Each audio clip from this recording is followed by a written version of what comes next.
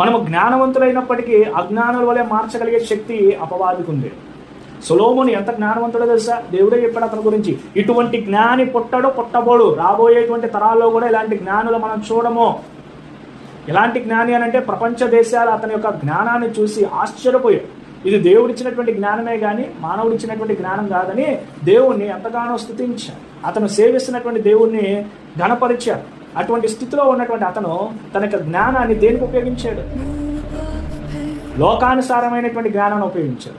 భార్యలను సంపాదించాలని చెప్పి జ్ఞానమును దానికి ఉపయోగించాడు. ఆయన ఏమనుకున్నాడు తెలుసా? నేను ఇంత జ్ఞానిని కాబట్టి పక్క రాజ్యంలో అన్యులైనటువంటి వాళ్ళు ఉన్నారు, వాళ్ళని కనుక నేను పెళ్లి చేసుకుంటే నేను వాళ్ళందరికీ నేనేమవుతా? అల్లుడిని అయిపోతా. అల్లుడి మీద ఎవరైనా యుద్ధం చేయడానికి వస్తారా?